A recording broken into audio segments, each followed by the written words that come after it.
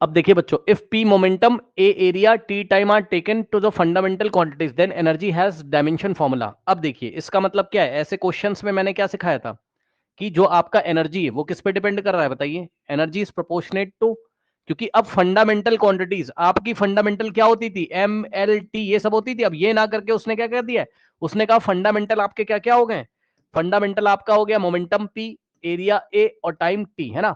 तो इसका मतलब क्या हो जाएगा, एनर्जी जो है, अब आपको डायमेंशन निकालना है किसका, एनर्जी का, then the energy has the dimension formula. तो इसका मतलब एनर्जी किस पे डिपेंड करेगा, पी की पावर ए पर, और ए की पावर बी पर, और टाइम की पावर सी पर। ठीक, टाइम की पावर सी पर, करेक्ट। अब ध्यान सुनो, ये आपका पी क्या है, यहां पर मोमेंटम है, तो पी अगर मोमेंटम है तो P is equal to M into V होता है। ठीक है, तो मास का डायमेंशन एम और वी का मतलब वेलोसिटी की dimension L T minus one.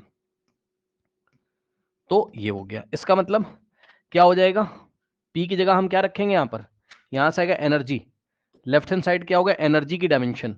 तो एनर्जी की डायमेंशन हमने याद करी हुई है, M L square T minus two. ठीक, और प्रोपोर्शनल हटाएंगे तो कांस्टेंट के आएगा, के की डायमेंशन होगी नहीं इसलिए के को हटा देंगे, और पी की पावर ए, तो यानी कि इसकी पावर ए लगा देंगे। तो अगर आप इसकी पावर ए लगाओगे यहां पर, पी की पावर ए, तो आएगा आपका यहां पर एम की पावर ए और एल की पावर ए और टी की पावर माइनस ए। ठीक, इसी तरीके से ए क्या आपका एरिया है, ए आपका एरिया है, तो एरिया की डायमेंशन एल स्क्वायर, और एरिया की पावर कितनी है आपकी, बी, तो यहां बी लगाएंगे, तो यहां भी लगाएंगे तो आ जाएगा टू बी, एल की पावर टू बी। उसके बाद टी आपका टाइम है, तो टाइम की डायमेंशन तो क्या होती है, टी ही होती है, टाइम की डायमेंशन तो टी ही होती है। और टी की पावर सी, तो यहां आएगा सी, तो आ जाएगा टी की पावर सी। ठीक, अब यहां से क्या आ जाएगा, ये तीनों मल्टीप्लाई होगा तो एम की पावर ए, उसके बाद एल की पावर ए प्लस टू बी, और उसके बाद टी की power minus A plus C.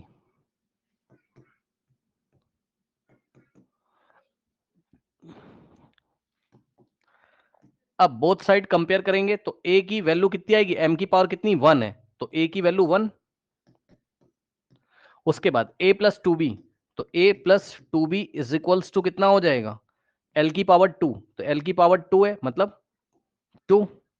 तो ए की वैल्यू यहां पर वन रखोगे, ए की वैल्यू वन रखा तो one plus two B is equal to two, तो यहां से बी इज इक्वल्स टू क्या आ जाएगा, two minus one one, two B, so B is equals to one by two. और माइनस ए प्लस सी, तो माइनस ए और plus C is equals to minus two, और A की value रखोगे one, तो यहां से आएगा माइनस वन, और plus C is equals to two minus two, और ये उधर जाएगा C is equals to minus one.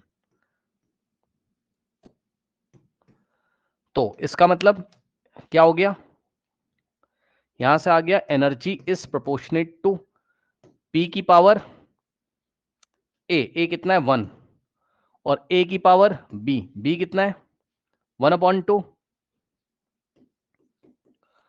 और टी की पावर सी, और सी कितना है आपका माइनस वन। ठीक, तो कोई ऑप्शन है, चेक कर लो। Option A is the correct option, P की पावर